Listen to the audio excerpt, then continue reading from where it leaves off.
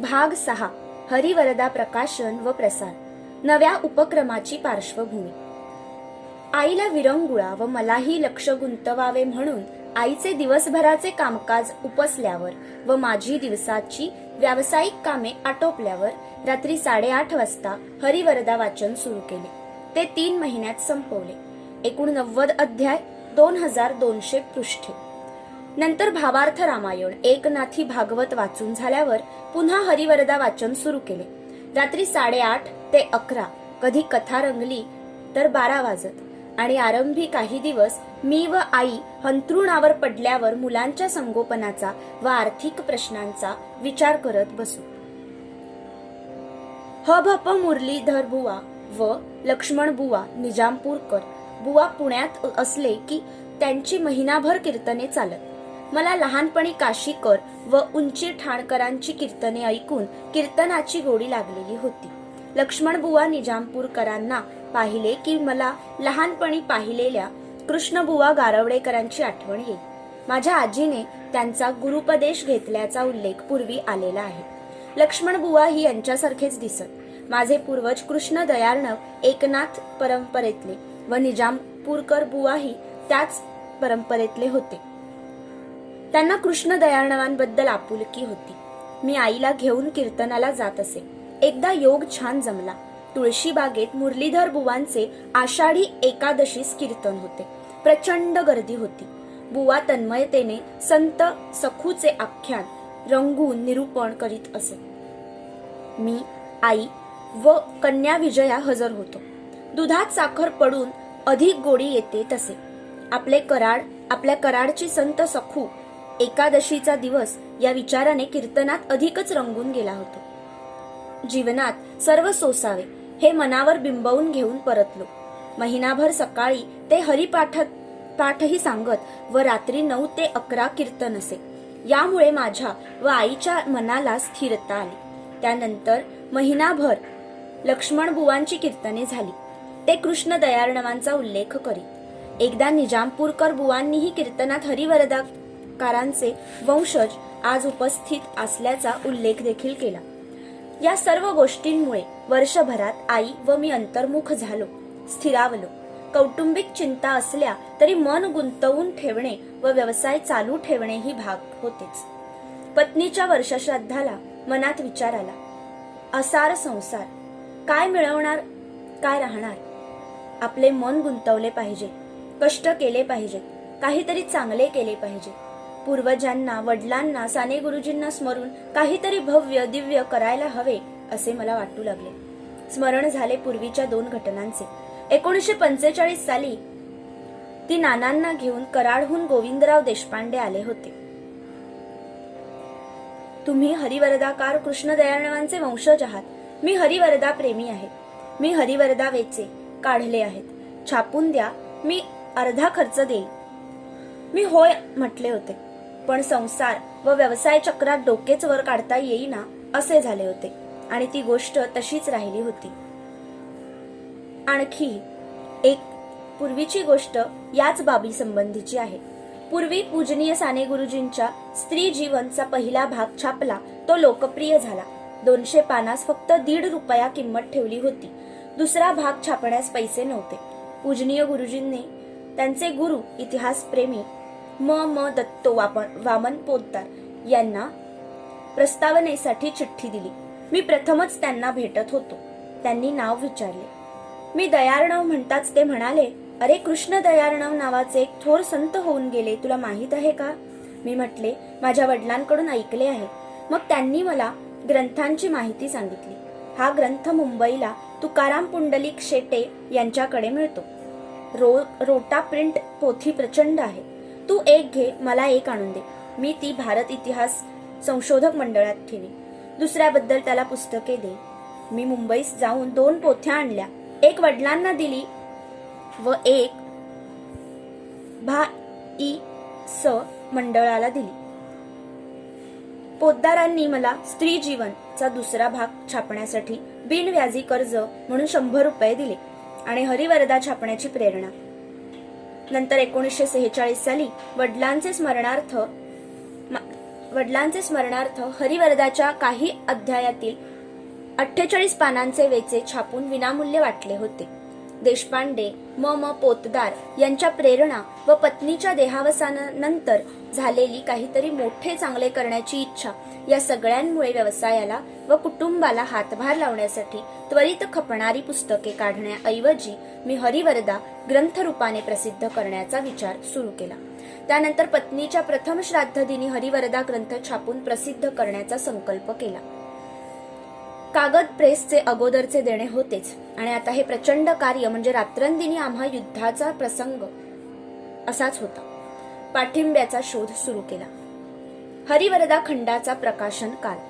हरिवरदा ग्रंथ छापण्याचा संकल्प केल्यावर त्या ग्रंथाबद्दल कुणी काय लिहिले आहे याचा शोध घेत असताना लोकनायक अणे, भाषाभूषण ज.र. आजगावकर, सारस्वतकार भावे, हबप पांगरकर, म पोतदार वगैरे नावे आढळून आली. मुंबईला जाऊन दादर हरिनिवास पत्ता शोधत भाषाभूषणांना भेटलो. त्यांची माझी पहिलीच भेट. त्यांना हरिवरदा ग्रंथाचे प्रेम. त्यांनी हरिवरदा वाचला होता. कृष्ण दयार्णवांच्या स्फुट कविताही वाचून त्यांनी त्यांच्या पुस्तकात दिल्या होत्या. त्यांना फार आनंद झाला. त्यांनी खूपच उत्तेजन दिले. ते म्हणाले, मुंबईत छापा, तुमची सर्व प्रूफे तपासून देईल. तुम्ही सांगाल ते त्यासाठी करीन. ग्रंथ छापणार असे पत्रक तयार केले. पुण्यात प्रेस, कागद, पैसे यांची जुळवाजुळव करू लागलो. मी तसा अडचणीतच होतो. ज्येष्ठ मुलगा कॉलेजमध्ये शिकत होता. इतर लहान होते. घरी वृद्ध आई व पत्नी निवर्तलेली. अडचणीतून पार पडण्याचा प्रयत्न चालू होता. जुने कादंबरीकार प.स. देसाई यांनी लोकनायक अणे यांना हरिवरदा ग्रंथ फार आवडले असल्याचे सांगितले. 1953-54 साली लोकनायक अणे अंथरुणाला खिळून आजारी अवस्थेत डॉक्टर नूलकर यांच्याकडे राहत होते. नूलकरांचा व गुरुजी त्र्यंग बापटांचा परिचय होता. त्यांना घेऊन मी नूलकरांच्या घरी गेलो व लोकनायक अणे यांना जाऊन भेटलो. वेळ सायंकाळची. श्रावण महिन्याचे पावसाचे दिवस. आकाश अंधारून आलेले. हवेत गारवा. कुंद वातावरण. बाहेर पाऊस पडतच होता. भीतच मी हरिवरदा छापण्याचा संकल्प आहे, आशीर्वाद द्या असे म्हटले. त्यांना खोकल्याची उबळ सारखी येत होती. मी पुन्हा येईन असे म्हटले, पण नाव दयार्ण व हरिवरदा प्रकाशित करणार म्हटल्यावर त्यांना फार आनंद झाला. त्यांनी अंथरुणात झोपून असतानाच 2 पानांचे पत्रक लिहून दिले. ग्रंथाचे महत्व व माझी वंशज म्हणून ओळख करून देऊन सहाय्य करण्याची विनंती त्या पत्रकात मराठी भाविकांना केली होती. पहिली सही त्यांची. नाशिक तुरुंगात बरेच वर्षांपूर्वी रोटा प्रिंट पोथीच्या स्वरूपातला ग्रंथ त्यांनी वाचला होता. तो ग्रंथ रूपाने प्रसिद्ध व्हावा अशी त्यांना तळमळ होती. उत्तम श्लोक मंडळासहित त्यांनी तसे सुचविले होते. नंतर यशवंतराव चव्हाण व म पोतदार, प्राचार्य सोनोपंत दांडेकर, आजगावकर, मराठवाड्यातले संत वाङ्मयाचे अभ्यासक न. शे. पोहनेरकर यांच्या सहीचे पत्रक मुंबई, पुणे, नागपूरच्या सर्व प्रमुख वृत्तपत्रात प्रसिद्ध झाले. मुंबईत भा. आजगावकर यांनी हे पत्रक स्वतः वृत्तपत्र कचेऱ्यात जाऊन प्रसिद्ध करविले. लोकसत्ता, नवशक्ती, लोकमान्य, नवा काळ या मुंबईच्या व सकाळ, केसरी, तरुण भारत या पुण्याच्या तेव्हाच्या सर्व प्रमुख पत्रांनी प्रसिद्धी दिली. नरसिंह अभिवादन व हरिवरदा प्रकाशन संकल्पाला पाठबळ. हरिवरदा ग्रंथ छापण्याचे ठरविल्यावर प्रथम मूळगाव कोपर्डे येथील कुलदैवत नरसिंहाचे दर्शन घ्यावयास पुण्याहून कराड मार्गे गेलो. दुष्ट संहार करून सज्जनांचे संरक्षण करणाऱ्या प्रल्हाद पाठीराख्या नरसिंहा माझा संकल्प तडीस जाऊ दे अशी प्रार्थना केली. तेथील दत्तबुवा व बाबू पाटील यांना भेटून आपल्या गावाच्या संतांचा, कृष्ण दयार्णवांचा हरिवरदा हा ग्रंथ छापण्याचा संकल्प केला आहे, तरी तुम्हा गावकऱ्यांच्या हस्ते सुरुवात होऊ दे. गावकऱ्यांनी किमान 1 ग्रंथ घ्यावा अशी विनंती केली. मारुतीच्या देवळात गावकरी मंडळी जमली आणि प्रत्येकाने 1 रुपया असे 10 रुपये जमले. मला आनंद झाला. मी म्हटले, बंधूंनो, बाबूराव व दत्तूबुवा पैठणला जाणारे आहेत. त्यांची कृष्ण दयार्णव भक्ती अपूर्वच आहे. कुलकर्णी मंडळी अजून कोणी पैठणला गेल्याचे 50 वर्षात ऐकले नव्हते. माझे कृष्ण भक्त चुलते पैठणला वर्षभर राहून आलेले आहेत. त्यांनी माझ्या वडिलांना प्रेरणा दिली. हा वारसा गेल्या 8 पिढ्यांचा आहे. आपल्या गावाला अभिमानास्पद असा इतिहास आहे. तुमच्या या प्रथम लाभलेल्या सहकार्याने हरिवरदा ग्रंथ छापण्याचे कार्य सिद्धीस जावे. नंतर काही रक्कम उभी करावी असा विचार करून मी कराडला आलो. कराडला 25 रुपये मिळाले. पुण्यात येऊन औरंगाबाद मार्गे पैठणला गेलो. तिथे असलेल्या कृष्ण दयाळवांच्या मठात असलेल्या व त्यांच्या पूजेत असलेल्या 8 हातांच्या कृष्ण मूर्तीचे व कृष्ण दयाळवाच्या समाधीचे दर्शन घेऊन संकल्प सिद्धीस नेण्याची प्रार्थना केली व परत येऊन पुढे कामाला लागलो. हरिवरदा छपाई व प्रकाशन काल कराडात व स्वराज्य मंदिरात माझा अनेक प्राध्यापक, लेखक व अभ्यासकांशी संबंध आला होता. हरिवरदा प्रकाशनाचा संकल्प जाहीर केल्यावर ग्रंथाचे संपादन कोणाकडे सोपवावे याचा मी विचार करत होतो व सल्लाही घेत होतो. मराठी प्राचीन काव्याचा अभ्यास असणारा, बारकावे जाणणारा, त्याचे नेमके वैशिष्ट्य दाखवून देणारा प्राध्यापक, वाङ्मयीन कोणी नजरेला येईना. प्रूफे वेळेवर तपासून देऊन ग्रंथाचे समालोचन ही वेळेवर होणे जरूर होते. प्रेसच्या कामाची खोटी होता कामा नये आणि 2200 पृष्ठे छापायची म्हणजे सर्व नियमित होणे आवश्यक. इतिहास संशोधक श्री शंकरराव जोशी यांचेकडे काम सोपवले. ते चोखंदळ व अभ्यासू होते. पहिल्या खंडाची प्रस्तावना हीच त्यांच्या सखोल ज्ञानाची व बारकाईने पाहण्याच्या वृत्तीची साक्ष देते. प्रत्येक ओवीच काय पण प्रत्येक शब्द ते पाहत, अध्यायावर चिंतन करीत. पुण्यातील राजगुरू प्रेसमध्ये छपाईला आरंभ झाला. पहिल्या खंडाचे संपादन इतिहास संशोधक शंकरराव जोशी यांनी केले. वय परत्वे त्यांना बराच वेळ लागत असे. या अशा व आर्थिक अडचणीतून पहिला खंड वर्षभरात तयार झाला. त्याचा प्रकाशन समारंभ यशवंतराव चव्हाण यांच्या अध्यक्षतेखाली महाराष्ट्र साहित्य परिषदेच्या सभागृहात झाला. यशवंतरावांनी चांगले भाषण केले. त्यांनी सुरुवातीस आमचा परिचय कसा झाला ते सांगितले. ते म्हणाले, मराठी पहिलीच शिकत असताना हा मुलगा परगावहून आला. गुरुजींनी नाव विचारल्यावर सांगितले दयार्णव. मला ते नवीन व अवघड वाटले. त्याच्या घरी गेलो व त्याच्या वडिलांना विचारले, हे नाव कसे दिले?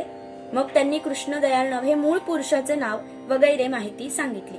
ते पुढे म्हणाले, मी मंत्री म्हणून इथे आलेलो नाही, तर मित्र म्हणून आलेलो आहे.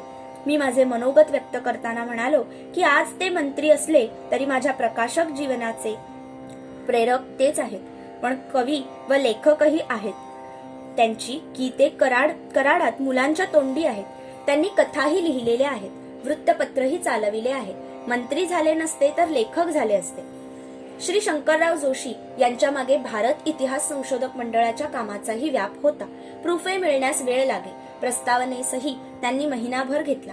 अशा तऱ्हेने ग्रंथ पुरा होण्यास फार विलंब होईल म्हणून मग मी दुसऱ्या खंडाचे काम डॉक्टर व ग राहुरकर यांच्याकडे सोपवले. ते संस्कृत पंडित होते व एकताचे संपादक देखील होते. ते संपादन करीत पुणे विद्यापीठात MA चे संस्कृतचे वर्ग घेत. चिंतन मनन करण्याची ताकद त्यांच्यात होती. दुसऱ्या तिसऱ्या खंडाचे संपादन प्राध्यापक व ग राहुरकर यांनी केले. क्रांती व 3 मुले या कादंबऱ्यांच्या विक्रीतून घरखर्च कसा तरी भागवीत असे. पहिल्या व दुसऱ्या खंडाच्या विक्रीतून तिसरा खंड काढला. राहुरकरांनाही सवड होत नसे. त्यांच्या व्यापामुळे तेव्हा प्रूफे तपासण्याचे काम श्री राज ढेरे यांच्याकडे सोपविण्याचे ठरविले. 3ही खंड तयार होत असताना कच्ची प्रूफे त्यांनी पाहिली होती. ते संत वाङ्मयाचे अभ्यासू. तेव्हा त्यांच्याबरोबर कृष्ण दयार्णवांचे मठ असलेल्या पैठण, मुंगी येथे जायचे ठरविले. पुणे ते बालम टाकळी मोटारचा प्रवास करून सायंकाळी तेथील उद्योगी सज्जन शेतकरी श्री मनोहर यांच्याकडे मुक्काम केला. लिंबाच्या झाडाखाली चांदण्यात संत वाङ्मय गप्पा रंगल्या. पहाटे त्यांनी बैलगाडी पाहून दिली. मुंगीला मी व ढेरे बैलगाडीने निघालो. प्रवासात ज्ञानेश्वरीतील काही ओव्या त्यांनी समजावून सांगितल्या. मुंगी मठ असा हरिवरदात उल्लेख करून काही अध्याय तेथे लिहिले आहेत. मुंगी मठात जाऊन हस्तलिखिते पाहिली. कृष्ण दयार्णवांचे शिष्य सनातन यांचा मठ, त्यांचे अप्रसिद्ध वाङ्मय पाहिले. गावातील पाटील शिवकुळातले भोसले यांच्याकडे त्यांनी जुन्या काळच्या आठवणी सांगितल्या, त्या ऐकल्या. दुसरे दिवशी मुंगी ते पैठण बैलगाडीचा प्रवास केला. त्या प्रवासातही श्री ढेरे यांचे संत वाङ्मयातील उतार्यांचे रसग्रहण ऐकायला मिळाले. पैठणला पोचल्यावर कृष्ण दयार्णवांच्या मठातील हस्तलिखिते पाहिली. तिथेच कृष्ण दयार्णवांच्या समाधीचे दर्शनही घेतले. एकनाथ महाराज मठ, शिवदीन केसरींचा मठ, अमृतरायांचा मठ हे मठ पाहिले. एक मशीद पाहून हे मूळ मंदिर कसे होते हे त्यांनी समजावून सांगितले. गणेशपट्टी दरवाजापासून मूर्तीच्या जागेपर्यंत माहिती त्यांनी सांगितली. त्यांचा संत वाङ्मयाचा अभ्यास, वास्तुशिल्पकलेचे ज्ञान व विश्लेषण, विवेचन ऐकून आनंद आणि आश्चर्य वाटले. पैठणहून धुळे येथे गेलो. तिथे सत्कार्योत्तेजक सभेतील हरिवरदाचे हस्तलिखित पाहिले. कृष्ण दयार्णवांचे शिष्य उत्तम श्लोक यांचे दत्त जननोत्साह हे हस्तलिखित त्यांना तिथे मिळाले. कृष्ण दयार्णवांचे काही अभंग व पदे त्यांनी उतरून घेतली. धुळे पुणे परतीच्या प्रवासात कृष्ण दयार्णव आणि हरिवरदा यावर आमची दोघांची खूप चर्चा झाली. पुण्यात परत आल्यावर मी महामहोपाध्याय दत्तो वामन पोतदार यांना भेटलो. यापुढील हरिवरदाचे संपादन श्री रा ची ढेरे यांच्याकडे द्यावे असे वाटते असे मत व्यक्त करताच ते एकदम खुश झाले. उत्तम योग्य संपादक असे म्हणाले. मग राची ढेरे यांना विनंती केली. त्यांनी ती स्वीकारली. समाजभूषणांसह डॉक्टर राहुरकर यांचेकडे जाऊन त्यांची रजा घेतली. सौजन्य, सभ्यता, शांतता, बिनतक्रारी स्वभाव या त्यांच्या वैशिष्ट्यांमुळे माझे आणि त्यांचे सौहार्द्य कायम तसेच राहिले. हरिवरदाच्या चौथ्या खंडाची प्रस्तावना श्री रा ची ढेरे यांच्या विद्वत्तेची चुणूक दाखवणारी आहे. चौथ्या खंडाची संपादित आवृत्ती प्रसिद्ध होईपर्यंत त्यांच्या विद्वत्तेचा बोलबाला झाला असला तरी एखादे पुस्तक प्रसिद्ध झालेले नव्हते. नंतरच्या 8व्या खंडाच्या पर्यंतच्या सर्वच प्रस्तावना ह्या त्यांच्या बुद्धीचा, साक्षेपाचा, व्यासंगाचा, प्राचीन काव्याचा सखोल अध्ययनाचा आणि मूलगामी संशोधनाचा उत्तम नमुना आहेत. प्राचीन काव्यातील कृष्ण दयार्णवांचे नेमके स्थान त्यांनी दाखवून दिले आहे. संत साहित्यात कृष्ण दयार्णवांचे साहित्य, भाषा, विचार, तत्वज्ञान इत्यादी बाबत कोणाशी तुलना करता येईल असे मी त्यांना विचारले तेव्हा ते म्हणाले, कृष्ण दयार्णव म्हणजे कृष्ण दयार्णवच. 5वा खंड तयार झाला.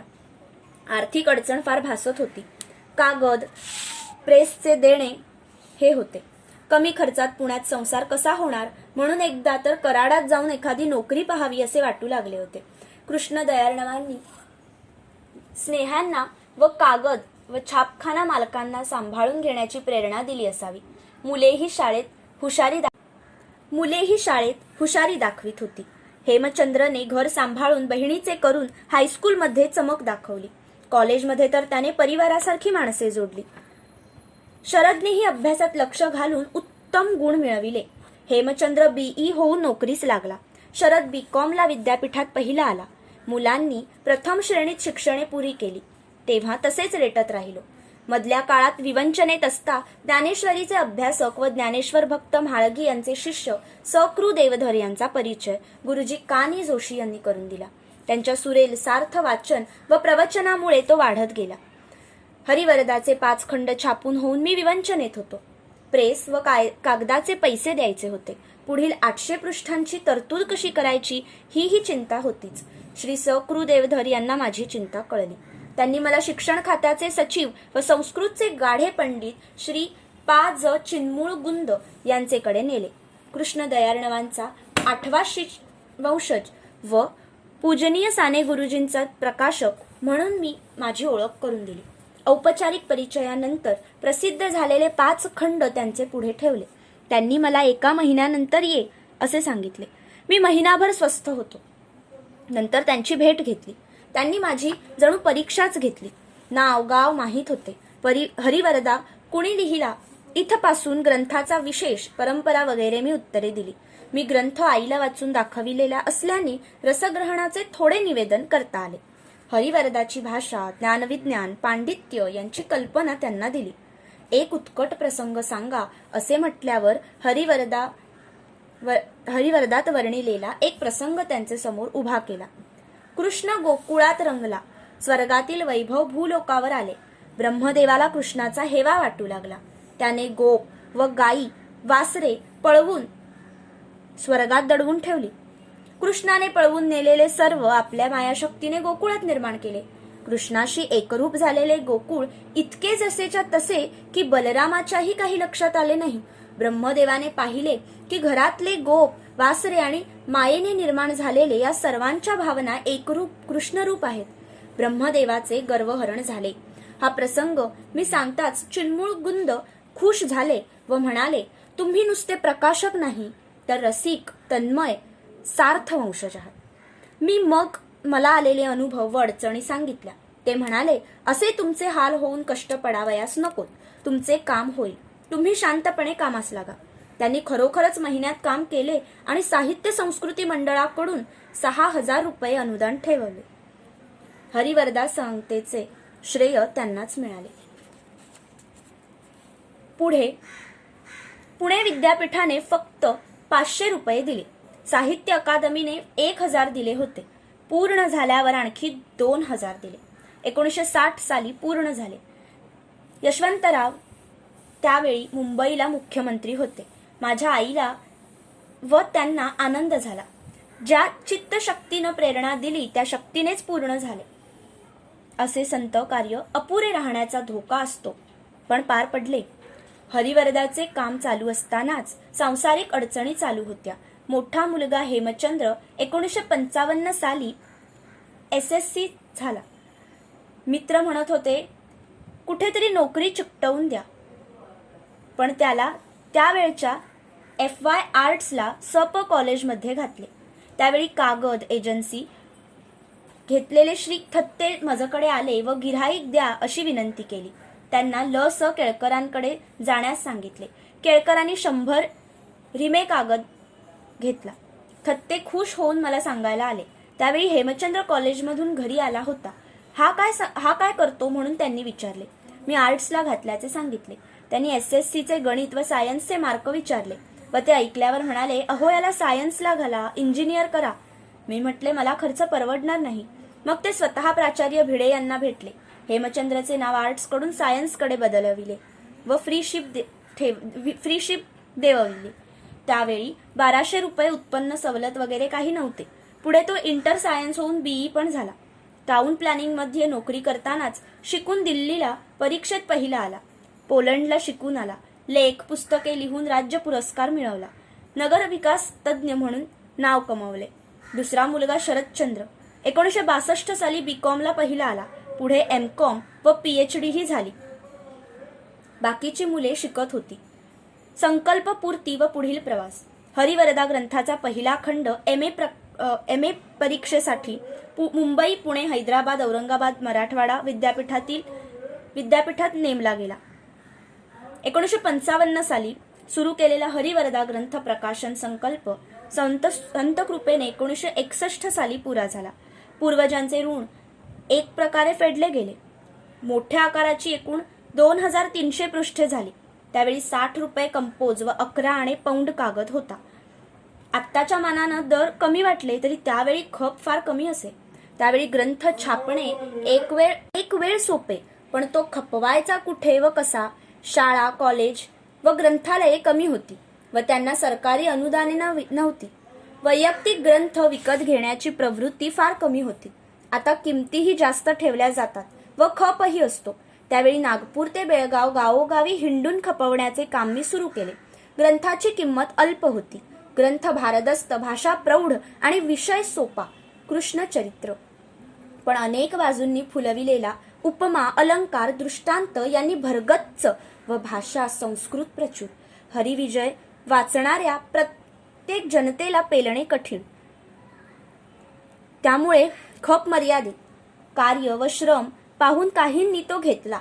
कॉलेजे व ग्रंथालयातून घेतला गेला. ज्ञानेश्वरीवर अनेकांनी अनेक बाजूंनी विचार मांडले. PhD पदव्या घेतल्या. संत वाङ्मयावर सारस्वतकार भावे, हभप पांगरकर, आजगावकर यांनी लिहून ठेवल्याने ते सोपे झाले. अलीकडे गेल्या 50 वर्षातील लेखकांवरही PhD पदव्या घेतल्या गेल्या. पण हरिवरदावर कुणी अभ्यासक पुढेच येईना.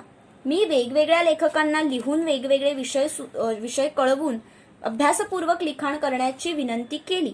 हरिवरदा ग्रंथाची भाषा, तत्वज्ञान, मांडणी यांसंबंधी सखोल चर्चा व्हावी म्हणून प्रयत्न देखील केले, पण कुणीही प्रतिसाद दिला नाही. सकाळ, केसरी, तरुण भारत, लोकसत्ता, नवशक्ती, महाराष्ट्र टाइम्स या वृत्तपत्रातून परीक्षणे आली. स्वतंत्र ग्रंथ कुणी लिहिला नाही. वास्तविक मला उभारी येऊन हरिवरदा समीक्षा गद्य रूपात व्हावी, पण ते काही आजवर घडलेच नाही. आळंदीत वर्षभर राहून मी हरिवरदा शब्द, सुभाषित विचार संकलन केले, पण प्रकाशित करू शकलो नाही. श्यामने डॉक्टर रा. ची. ढेरे यांचेकडून कृष्णदयाळव चरित्र व हरिवरदा ओळख कल्पवेल हा ग्रंथ प्रसिद्ध करून मला काहीसे हरिवरदाकारांच्या ऋणातून मुक्त केले. वय परत्वे, उभारी कमी झाली असावी. अधूनमधून वाचनाची व चिंतनाची इच्छा बळावते, पण फार काळ टिकत नाही. चरित्र वाङ्मय वाचून मन स्थिर ठेवतो. हरिवरदा ग्रंथाच्या प्रचारातील काही संस्मरणीय अनुभव. हरिवरदा ग्रंथासारखे महान कार्य वैयक्तिकरित्या करणे खरोखरच कठीण झाले खरे, कोण्या अज्ञात शक्तीकडून जणू करूनच घेतले. नुकतेच एक विचारवंत भेटले. ते म्हणाले, दयार्णव, तुम्ही नुसते छापलेत हे विशेष आहेच, पण तुम्ही त्याचा प्रसार केलात, खपविलेत, हे त्याहून महत्वाचे आणि कौतुकास्पद आहे. तेव्हा माझ्या लक्षात आले की मी काय काय केले. ग्रंथप्रसाराच्या अभावी कित्येक छापलेले ग्रंथ धूळ खात कपाटात पडून आहेत, अगर काही वाण्यांकडे विकले गेलेले आहेत. डॉक्टर केतकरांनी ज्ञानकोश काढून घरोघर हिंडून प्रचार केला. त्यांच्या चिकाटीने व गोड बोलण्याने वाङ्मयात रस नसलेल्या एका सामान्य न्हाव्याने ज्ञानकोश घेतल्याची आठवण सांगतात. चिकाटी, सतत परिश्रम, ग्रंथावर प्रेम, नाउमेद न होणे आणि माणूस हेरून त्याला पटवून देणे हे गुण विक्रेत्याजवळ हवेतच. मला लहानपणापासून स्वयंसेवक म्हणून राजकीय चळवळीतील सवय होतीच. त्यातून मूळ पुरुषांनी लिहिलेल्या व ती नानांची व दत्तो वामन पोद्दारांची प्रेरणा होती.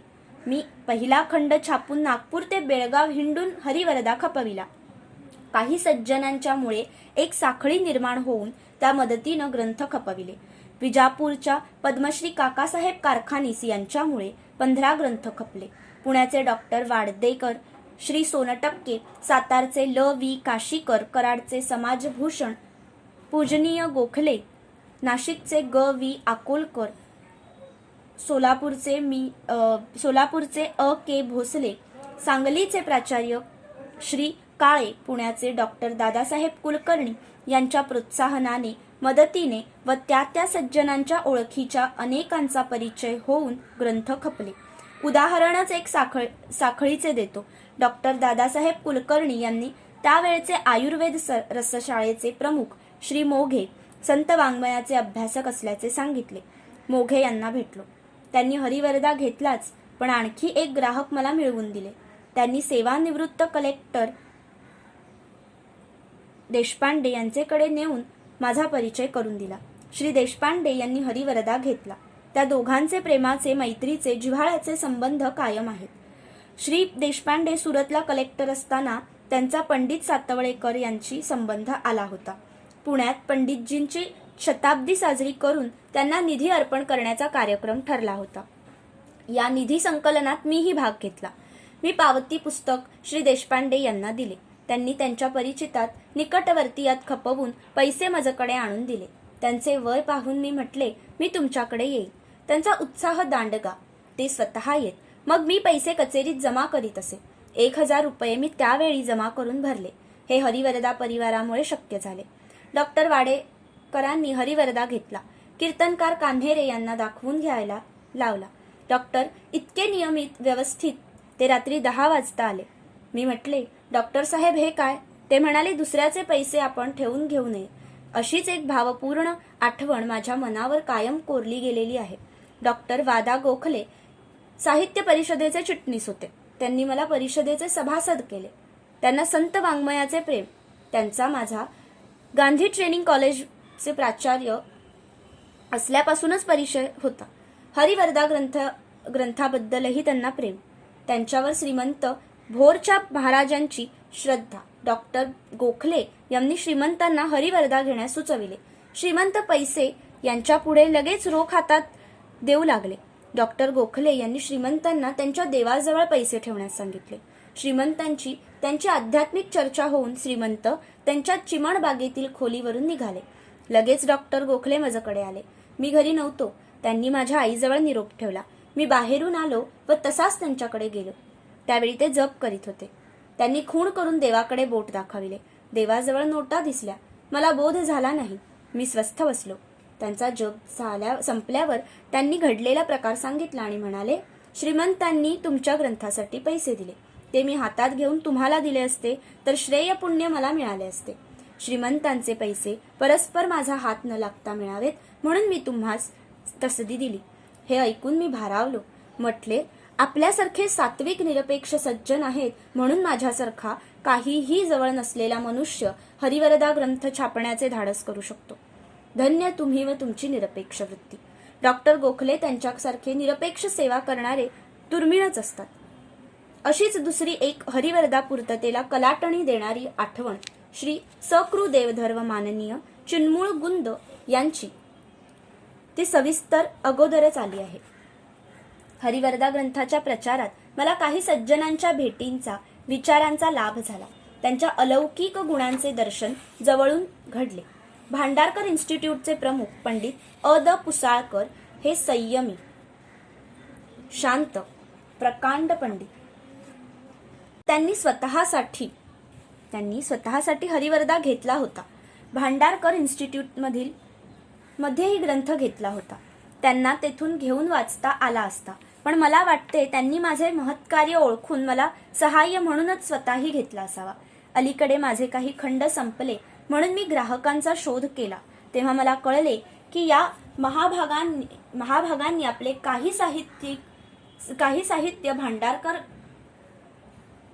प्राच्य मंदिरास व काही मुंबईच्या एका संस्थेस अर्पण केले. तेही काहीही न घेता असे थोडेच सज्जन. मी व्यवसाय केला. मुलांना व प्रौढांना उपयुक्त संस्कारक्षम ग्रंथ छापले. अनेक व्यक्ती व संस्थांना यांना प्रचारार्थ प्रकाशने देत असे. काही वर्षानंतरही येणे बाकी काहींनी आणून दिली. काहींनी पैसे दिले नाही. तरी मी कुणाला रजिस्टर्ड नोटीस पाठविली नाही. अगर कुणावर दावाही केला नाही. येणे किंवा देणे यांच्याकरिता पूजनीय गुरुजींच्या कृपेने मला कोर्टाची पायरी देखील चढावी लागली नाही. क्रांती व 3 मुले या पुस्तकांचा खप चांगला असल्याने हाती पैसा वरचेवर येई. मी प्रथम देणे देऊन मग घरात संसारात खर्च करीत असे. राजगुरू प्रेसचे व्यवस्थापक म्हणायचे, दयार्णवाकडील येणे म्हणजे बँकेत ठेवलेली नक्की परत मिळणारी ठेव. माझ्याजवळ काहीच पैसे नसताना हरिवरदा ग्रंथाची छपाई सुरू झाली व ग्रंथही पूर्ण झाला. चांगुलपणाची एक आठवण. मला एक निमंत्रण आले. पत्ता जरा वेगळाच लिहिलेला होता, म्हणजे घराचा जुनाच नंबर दिलेला होता. मी पुण्यात आल्यापासून एकाच घरात राहत आहे. पूर्वी घराचा नंबर 529 होता. त्याचा महानगरपालिकेने बदलून 1257 केल्याला 10 वर्षे तरी झाली होती. मी त्या मंगल कार्यास हजर राहून सहज त्यांना विचारले, मला निमंत्रण 529 वर कसे? त्यावर ते म्हणाले, मी नागपूर, हैदराबाद येथे अनेक वर्षे राहून पुणे विद्यापीठात आलो. मुलाचे विवाहाचे निमंत्रण करण्यासाठी यादी केली. तुमचे नाव आठवले. पत्ता कुठे शोधू? साहित्य परिषदेच्या यादीत तुमचा पत्ता मिळाला. अहो, तुम्ही मला अमळनेरच्या तत्वज्ञान मंदिरात शिकत असताना भेटलात. मी नागपूरला गेल्यावर पूजनीय साने गुरुजींच्याकडून चिठ्ठी घेऊन तुम्हास भेटलो. तुमच्याकडून उधार पुस्तके आणली होती. तुमच्या त्यावेळच्या सौजन्यामुळे मला तुमचे कायम स्मरण आहे. मी म्हणालो, धन्य तुमची. अहो, मी तर हे विसरून गेलो होतो. त्यांचे डॉक्टर बारलिंगे हे नांदेड, हैदराबाद जवळ प्राचार्य होते. ते परदेशीच राहून आले होते. मुंबईत एकदा कलकत्त्याच्या नॅशनल लायब्ररीत असलेले ग्रंथपाल जोशी भेटले. म्हणाले, घरी या. कुठे राहता? तर म्हणाले, म काणे यांच्या शेजारी. त्यांच्याकडे गेलो. नंतर तसाच काणे यांना भेटलो. हरिवरदाबद्दल त्यांना सांगितले. ते म्हणाले, तुमचे कार्य चांगले आहे. अलीकडे मला कमी दिसू लागले आहे. का नाही काम कमीच देणार असं दिसतंय. तेव्हा उरलेल्या आयुष्यात संकल्पित कार्य पूर्ण व्हावे म्हणून मी हिंदू धर्मशास्त्र या शिवाय काही लिहित वाचित नाही आणि ऐकतही नाही. वेळ थोडा व काम मोठे अशी जबरदस्त माणसे विषयाला वाहून घेणारी झाली. कोशकार श्री केतकर, प्राच्य पंडित भांडारकर, सूचीकार दाते वगैरे महाभागांचे गुण तरुण अभ्यासकांनी घ्यावेत. मी असा संकल्प करून यापुढे हरिवरदात बुडून जाणार आहे. हरिवरदा प्रकाशनानंतरचे अनुभव. मुरलीधर बुवा निजामपूरकर यांच्या कीर्तन प्रवचनास मी पुण्यात वरचेवर जात असे. एकदा रोज येणाऱ्यांपैकी एकाने सांगितले की उद्या बुवांचा वाढदिवस आहे. त्या दिवशी कुणी कपडे, पैसे, फळे त्यांना अर्पण करीत. मी मध्यांतरात हरिवरदा खंड त्यांना अर्पण केला. बुवांची मिठास वाणी बोलू लागली. आज माझ्या भाग्याचा दिवस आहे. आज संत कृष्णदयाळवांचे वंशज इथे आले आहेत. त्यांनी माझ्यावरच कृपेचा वर्षाव केला. त्यांनी ग्रंथ हातात उंच धरून दाखवून ग्रंथाचे थोडक्यात वर्णन केले.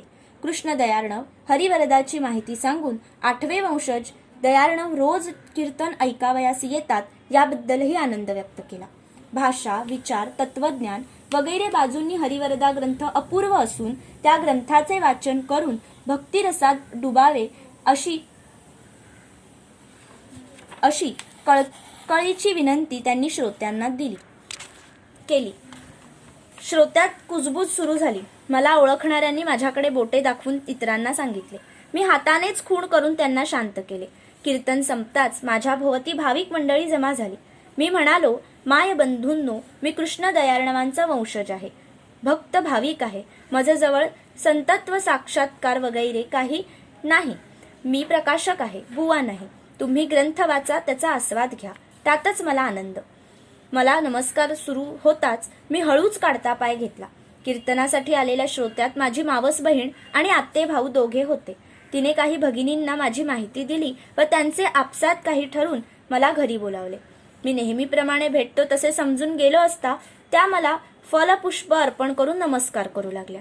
मी त्यांना प्रार्थना केली की ही व्यक्तिपूजा ठीक नाही, असे करू नका.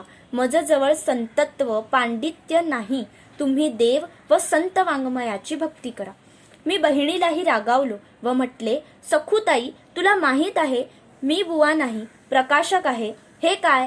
ती म्हणाली, मला माहीत आहे, पण निजामपूरकर बुवांनी सांगितल्यामुळे या सर्वांची इच्छा आहे त्या ऐकेनात. मी सांगितले की बुवा मंडळी काय वा अन्य कोणी काय, आपणच अशी सवय लावतो आणि काही जण मग वाया जातात. तुमच्या भक्तीबद्दल धन्यवाद. स्त्रिया काय पुरुष काय, चिरंजीव पदाप्रमाणे मी कोणाकडून नमस्कार घेत नाही. हरिवरदाकार कृष्णदयार्णवांना प्रणाम करा, संसार आनंदाने करा, पुन्हा असे करू नका, असे सांगून तिथून सटकलो. मला भीती हीच की काही बुवांच्या प्रमाणे नारळ, फूल, पाद्यपूजा घेत घर सोडून आपलाही महंत बनायचा. कृष्णदयार्णवांची मनोमन प्रार्थना केली, अशी दुर्बुद्धी मला होऊ देऊ नका.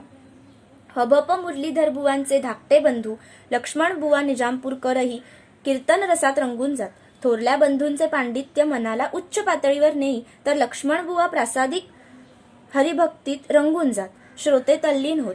त्यांनीही कृष्णदयार्णव व हरिवरदा ग्रंथाची माहिती सांगितली. मध्यंतरात ते देवाला बुक्का लावून झाल्यानंतर इतर श्रोत्यांपूर्वी मला बुक्का लावी. त्यामुळे श्रोत्यांचे माझ्याकडे लक्ष जाईल. मला त्यामुळे अवघड वाटे. मला भेटतील त्यांना मी कृष्ण भक्ती व हरिवरदा वाचन करण्याबद्दल सांगत असे. हरिवरदा ग्रंथ प्रसिद्धीनंतर मला अनेक निमंत्रणे आली. मी अलिप्त राहिलो. वरील 2 प्रसंगांसारखे अनेक घडले. पैकी एक भक्तिभाव पूर्ण आहे तेवढा सांगतो. पंडित गोडसे शास्त्री मुंबईच्या माधवबागेत भागवत पारायण करीत. दशम स्कंधाचा अर्थ सांगताना ते हरिवरदाचा संदर्भ अनेक वेळा देत. त्यांनी माझ्याकडून हरिवरदा घेतला व त्यांना ग्रंथ फार आवडला. श्रोत्यांपैकी सौ गोलीवडेकर यांनी आपल्या यजमानांना, चित्रकार गोलीवडेकरांना हरिवरदा ग्रंथाबद्दल विचारले. त्यांची माझी मुंबईत भेट होताच ते मला घरी घेऊन गेले. त्यांच्या पत्नींना हरिवरदाकारांचे वंशज व प्रकाशक भेटले म्हणून आनंद झाला. मी येऊन गेल्याचे त्यांनी चाळीतील सौ जोगळेकरांना सांगितले. त्यांना रुखरुख लागून राहिली. मग काही दिवसांनी चित्रकार गोलीवडेकरांनी मला पुन्हा घरी नेले आणि सौ जोगळेकरांना बोलाविले. त्यांनी नारळ, केळी व फुले माझ्या समोर ठेवून नमस्कार केला. मी म्हटले, आईसाहेब हे काय? त्यावर त्या म्हणाल्या, आम्ही ज्यांचे नाव रोज घेतो त्या महापुरुषाचे, संताचे वंशज, प्रकाशक आहात. संत कुलाबद्दल आम्हाला फार आदर आहे. पंडित गोडसे शास्त्री कृष्णदयाळवांचे वर्णन करतात. त्यांच्या वंशजांचे दर्शन हे महत् भाग्यच. मी म्हटले, मी फक्त प्रकाशक आहे. अभ्यास, व्यासंग, पांडित्य, जप जाप्य मजजवळ नाही, तेव्हा मला काही घेण्याचा अधिकार नाही. हा तुमचा भक्तिभाव कृष्णदयाळवांचे कडे पोचता करतो. एकदा पुण्यात भवानी पेठेत हरिवरदा वाचन करून शनिपारापाशी दुपारी 12 वाजता एक वृद्ध गृहस्थ उतरले. त्यांना व मला ओळखणारे एक गृहस्थ तिथे त्यांना भेटले. त्यांनी त्यांना विचारले, कुठून आलात? हरिवरदा म्हणताच ते त्यांना म्हणाले, हरिवरदा ग्रंथ प्रसिद्ध करणारे कृष्णदयाळवांचे वंशज इथे जवळच राहतात. तर पत्ता घेऊन हे गृहस्थ नारळ, केळी घेऊन माझ्याकडे आले व खाली वाकून नमस्कार करणार तोच हात धरून मी म्हटले, आजोबा हे काय? मी नम्र पाईक कृष्णदयाळवांना व भगवान कृष्णांना प्रणाम करा. मला नको. मी त्यांना मजकडील मूर्तीचा फोटो दिला. हरिवरदा ग्रंथाच्या वाचनाने व प्रवचनात उल्लेख आल्यामुळे भक्तिभावाचे अनेक प्रसंग घडले. एक खंड द्यावयाचा राहिला म्हणून तो घेऊन मुंबईस सौ पंडितांच्याकडे गेलो. योग असा की तो त्यांच्या गुरूंच्या पुण्यतिथीचा दिवस होता. 100 भाविक स्त्रिया जमलेल्या होत्या. कीर्तन चालू होते. मला पाहताच सौ पंडित उठून बाहेर आल्या. बसा म्हणाल्या. आत जाऊन एका वृद्ध बाईंना घेऊन आल्या. माझी ओळख करून देऊन म्हणाल्या, आज दुधात साखर पडावी, दिवाळी दसरा तसा योग आला आहे. दोघी मला वाकून नमस्कार करू लागल्या. मी गडबडलो. मी चटकन उठून म्हणालो, आईसाहेब हे काय? त्या म्हणाल्या, अहो आज आमच्या गुरूंचा पुण्यस्मरण दिवस, त्यात तुम्ही संत वंशज आलात. आम्हा सर्वांना आनंद झाला. आता तुम्ही आम्हाला 4 शब्द सांगा. मी म्हणालो, मी प्रकाशक आहे, मला बोलणे जमणार नाही. कीर्तनाचे मध्यंतरात त्यांनी मला बोलायला सांगितले. मी म्हणालो, मुंबई ही मोहमयी नगरी आहे. इथे लोक पैशासाठी सर्व सोडून धावतात. तुम्ही संसारातला वेळ काढून इथे जमून चांगले विचार ऐकता, आनंद वाटतो. माझी या माय भगिनींना प्रार्थना, तुमच्या परमार्थातला रोज थोडा वेळ काढून नातवंडांना चांगले आचार विचार चांगले सांगितले तर ठीक, नाहीतर तुमचा परमार्थ समर्थ रामदासांच्या भाषेत खोटाच आहे. गुरु शिष्य घरोघरी अनन्य भक्ती वाचुनी दुरी असे होऊ नये. माझा अधिकार नाही, पण राहावले नाही म्हणून विनंती करीत आहे. सगळ्या भाविक भगिनी थक्क होऊन पाहू लागल्या. हार, गुच्छ, नारळ देऊन त्यांनी यथोचित स्वागत केले. ते कृष्णदयाळवांचे म्हणून मी स्वीकारले. असो, प्रवासात, गावात, शहरात असे प्रसंग बरेच आले. अशा प्रसंगात गुरफटलो असतो तर प्रकाशन विक्री बाजूस राहून भक्त मेळावा जमला असता. हे जाणून मी जनसंपर्कापासून दूर राहिलो. आर्थिक अडचणी आजही आहेत. मी संचय केला नाही आणि नारळ नमस्कार याचा सुद्धा लोभ धरला नाही. साने गुरुजी व पत्नीला स्मरून वागलो म्हणून आज 67व्या वर्षीही उभा आहे. अनेक प्रसंगी मीच इतरांना देत राहिलो. व्यवसाय, निवृत्तीनंतर मुलांना बोधप्रद रसाळ गोष्टी सांगून व घरात नातवंडांना सांगू लागलो. घरी मनोरंजन जो मुलांचे जडेल नाते प्रभूशी तयाचे या उक्तीप्रमाणे वागणेच पसंत केले. हरिवरदा प्रकाशन, प्रसार काळातल्या आणखी आठवणी. एकदा एका जवळच्या ओळखीच्या गृहस्थांनी एक वकील संत वाङ्मयाचे भोगते आहेत त्यांना भेटा असे सुचविले.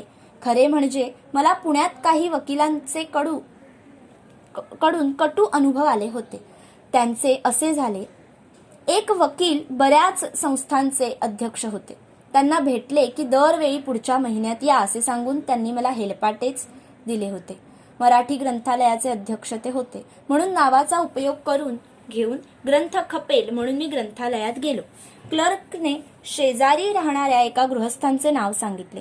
योगायोगाने ते सातारकडचे निघाले. त्यांनी मला माझी व ग्रंथाची माहिती विचारली. मी खुलेपणाने सांगितले ते माझ्या आधी पुण्यात आलेले आणि मुरलेले. ते म्हणाले, हे पहा दयार्णव, तुम्ही सातारकडचे आणि सरळ साधे दिसता, तुम्ही चटकन माणसाच्या बोलण्यावर विश्वास टाकता. ठीक आहे तुमचा स्वभाव, पण असे महान कार्य प्रचंड खर्चाचे आणि तुमची रखडपट्टी पाहिली की वाटते तुमचे श्रम वाचविले पाहिजेत. आपण कुणाला बनवू नये, कुणाला फसवू नये, पण बोलणारा सांगणारा माणूस कळला पाहिजे, तारतम्य ठेवले पाहिजे. मला त्यांच्या बोलण्याचा बोध होईना. मग ते स्पष्टच म्हणाले, उदाहरणार्थ तुम्ही ज्या गृहस्थांचे नाव घेऊन आलात ते या संस्थेचे अध्यक्ष आहेत, पण वर्षातून एकदाही ग्रंथालयात येत नाहीत. अनेक ठिकाणी अध्यक्ष सल्लागार होण्याची त्यांची हौस आहे. यापुढे अशांचे नाव सांगू नका, हेलपाटे घालू नका. हरिवरदा आम्ही घेऊ ते तुमच्याकरिता आणि चांगलेच कार्य आहे ते. आणखी पुण्यात कसे वागावे याच्यात त्यांनी मला बऱ्याच टिप्स दिल्या. माझी 15 दिवसांची मरगळ गेली. एकदा असे झाले, शनिवार पेठेतील पुलापलीकडच्या प्रकृतीने ठणठणीत व गोड बोलणाऱ्या वकिलांनी सांगितल्यावरून मी मंडई पलीकडच्या एका वकिलांकडे गेलो. त्यांनी याज्ञवल्क संस्थेला नुकतेच 5,000 रुपये दिले होते. ते वयस्कर मूलबाळ नव्हते, दानधर्म करण्याच्या मनस्थितीत आहेत.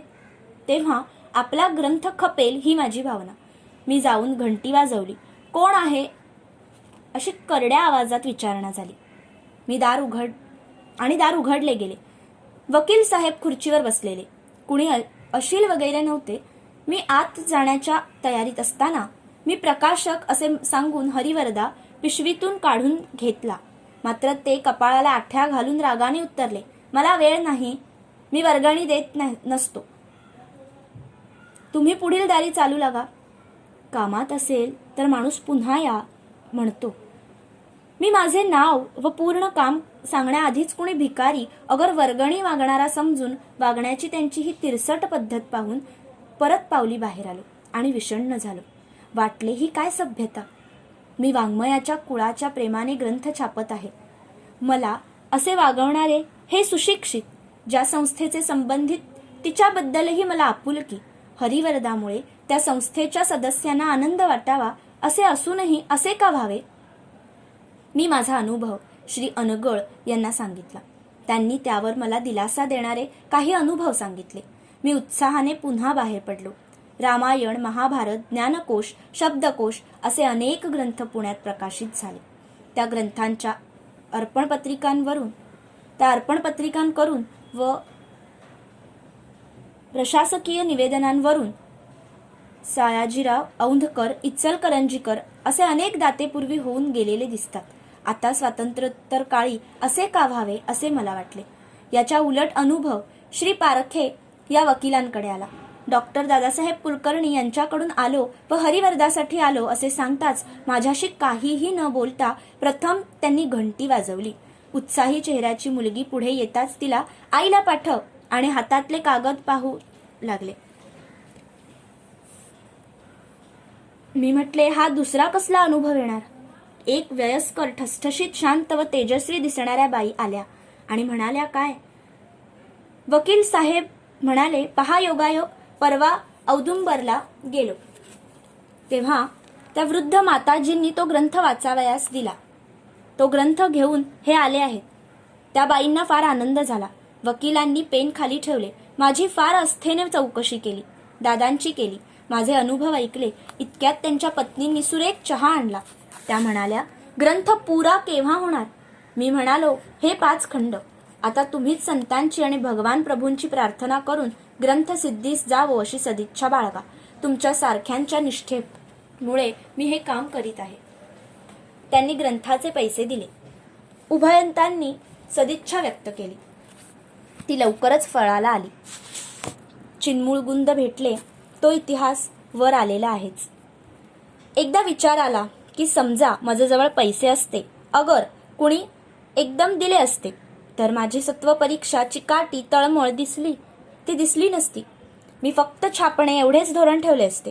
पहिला खंड छापताना माझ्याजवळ पैसे नव्हते. संत प्रेरणा आणि जनता जनार्दनाचे सहाय्य मिळेल, विद्यापीठ व सरकारी अनुदान मिळेल असे वाटत होते. पण अनुभव वेगळेच आले. माझी परीक्षा जणू पूर्ण झाल्यावर थोडे सहाय्य कामचलाऊ स्वरूपाचे मिळाले. पुणे विद्यापीठाने सहाय्य करावयास हवे होते. त्यावेळी कर्वे व इतर 2 सदस्य होते असे कळले की श्री कर्वे सरळ व सज्जन व कोश निर्मितीच्या अडचणी जाणणारे आहेत. एक खंड तयार होऊनही पुणे विद्यापीठाने फक्त 500 रुपये मंजूर केले. त्याकरता हेलपाटे, अर्ज, फॉर्म भरून देणे या गोष्टींनी उबग आला. पण बैठक झाल्यावर कळले फक्त 500 रुपये मंजूर झालेत. असे का असे विचारले तेव्हा कर्वे हसत म्हणाले, दयाळराव, तुम्ही लहान आहात, तुम्हाला जरूर त्या नाहीत.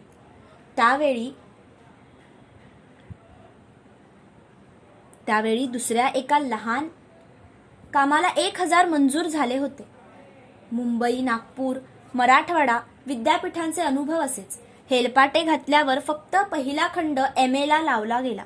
अनुदान नाहीच. 1962 साली हरिवरदा पूर्ण झाला आणि 1970 नंतर मराठवाडा विद्यापीठाने अभ्यासक्रमात नेमला. मला सहाय्य होण्याऐवजी मी अडचणीत मात्र आलो. ते कसे ते प्रकाशन करणाऱ्यालाच कळे. कागदाचे, प्रेसचे, बांधणीचे भाव भरमसाठ वाढलेले. मी तत्वनिष्ठ, किंमत वाढवायची नाही, वाचकाला स्वस्त पडावे ही भावना. 5 विद्यापीठांनी पहिला खंड MA ला लावल्यामुळे प्रती थोड्याच खपलेल्या, पण एकूण 8 खंडांच्या संचाला तेवढ्या प्रती कमी पडणार. मग मी पहिला खंड पुन्हा छापला. मी प्रारंभ केला त्याच्या 5 पटीने कागद व प्रेस यांचे दर वाढलेले. पैशाच्या अडचणीने मी सवलत देऊन सुटे खंड खपविले. माझा सरळ स्वभाव नटला. 1976 साली पुणे, मुंबईचे बुकसेलर्स 100 रुपये संच विकू लागले. मी 50 ला दिला होता. त्यांचे असे दुप्पट होऊ लागले. हे माझ्या हयातीत पाहून मी थक्क झालो. मी एक पैही जास्त घेतली नव्हती. उलट माझ्या किमतीत स्वस्त होत्या. माझी भावना अशी की माझे पोट पूजनीय गुरुजींच्या पुस्तकांवर भागते. त्यांची पुण्याई, माझे पुण्य प्रेरक वडील आणि साथ देणारी पत्नी या तिघांच्या स्मरणार्थ मी हे व्रत पत्करले. माझी भावना घरात राहिली. व्यवहारात मूर्ख ठरलो. कुणी म्हणाले किंमत वाढवा. मी म्हटले नाही. मग वादविवाद. त्यांनी खपातून अंग काढून घेतले. मी माझी एकाकी वाट चालूच ठेवली. मराठवाडा विद्यापीठ सुरू झाल्यावर वर्षांनी मराठी विभाग प्रमुखांना भेटलो. ते आधुनिक समीक्षेचे तज्ज्ञ समजले जात असल्याने त्यांनी संत वाङ्मय, कृष्ण दयार्णव, हरिवरदा यांसंबंधी विचित्र उद्गार काढून मला नाउमेद केले. ज्या मराठवाड्यात श्री एकनाथ, रामदास, दासोपंत, ज्ञानेश्वरही जन्मले आणि दयार्णव मोठे झाले, त्या मराठवाड्यातील विद्यापीठाचे धोरण पाहून आश्चर्य वाटले. एक खंत. गेली 20 वर्षे मी पायपीट केली, प्रसार केला. त्या मानाने अभ्यासकांनीही समीक्षा केली नाही. गाईड्स, नोट्स, पैसे मिळवणारी कामे होतात. माना मोडून मांडी घालून अभ्यास करणे अलीकडच्या अभ्यासकांना जमत नाही काय? मी कुणाचे काम फुकट घेतले नाही. यथाशक्ती प्रूफ करेक्शन पासून सर्व प्रकारच्या कामाचे पैसे दिले. यशवंतरावांच्या प्रेरणेने हरिवरदाचे खंड अनेक ठिकाणी भेट दिले. शेवटी आळंदीस वर्षभर राहिलो आणि हरिवरदातील पण आता प्रचलित नसलेले शब्दकोशात न आलेले शब्द शोधून काढले. सुभाषिते वेचून काढली. खेळ, संगीत, युद्ध वगैरे विषयांवरील ओव्या निवडून काढल्या. मी कुणी भाषा तज्ज्ञ नाही. त्या सर्वांची मांडणी जुळणी करणे मला जमणारे नाही. संपादक राजश्री ढेरे यांनी मार्गदर्शन करून ठेवले आहे. त्यांच्या मार्गाने जाणारा अजून मला भेटलाही नाही. त्यामुळे माझे श्रम आज पडून आहेत. अजून मी पुणे, मुंबई इथे शोध घेत आहे. पुणे येथील साहित्य संमेलनात रा. ब. मोडक हैदराबाद, डॉक्टर व. दी. कुलकर्णी वा. रा. ढवळे मुंबई, डॉक्टर पंडित आवळीकर धारवाड यांना भेटलो. माझी कथा व्यथा सांगितली व हरिवरदा समीक्षा व्हावी ही अपेक्षा सांगितली.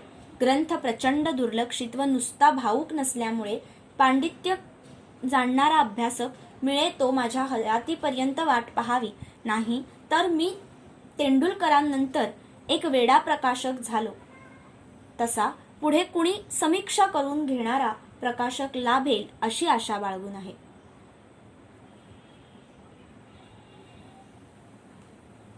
पानशेत धरण फुटले तेव्हा.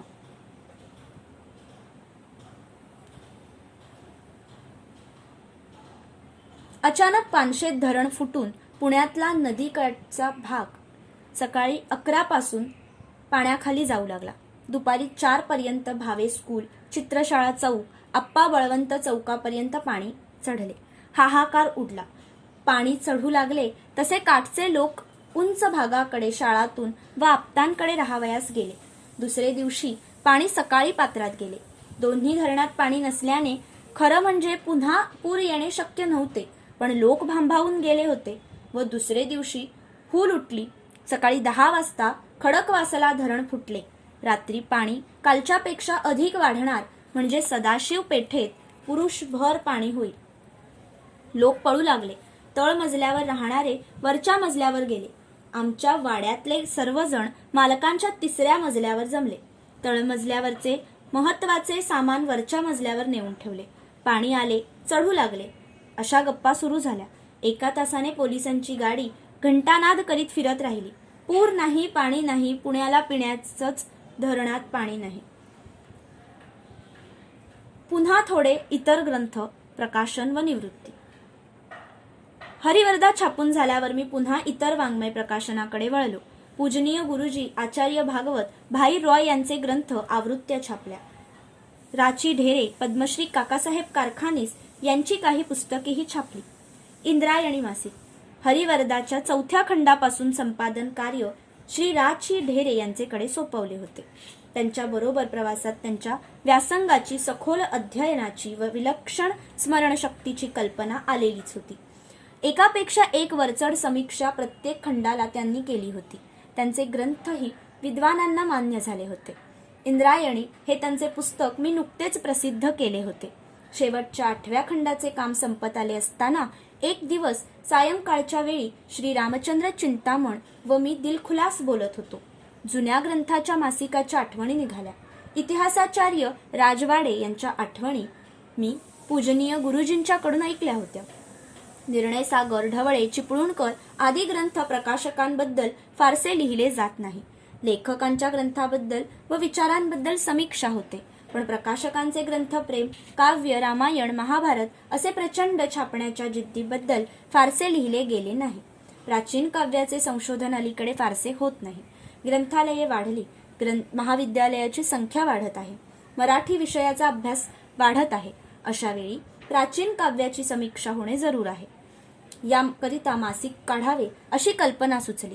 श्री ढेरे यांनी हरिवरदाचे संपादन केले होतेच. ते संपादन जबाबदारी घेण्यास समर्थ होते. माझा 25 वर्षांचा ग्रंथ विक्रीचा अनुभव व महाराष्ट्रभर संचार झालेला असल्याने व कागद छपाई बाबींचा अनुभव मासिकास उपयोगी पडेल असे वाटले. साहित्य संस्कृती मंडळ स्थापन झालेले आहे, त्याचे सहाय्य मिळेल ही अपेक्षा. पहिला अंक प्रसिद्ध झाला व एकामागून एक प्रसिद्ध होऊ लागले.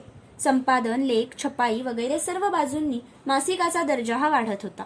विचारवंत खुश होते. अधूनमधून मी जाहिरात मिळवत होतो. हलकी फुलकी मासिके ग्रंथालयातून, गल्ली बोळातल्या वाचनालयातून घेतली जातात. तितकी अपेक्षा कुणीच करणार नाही.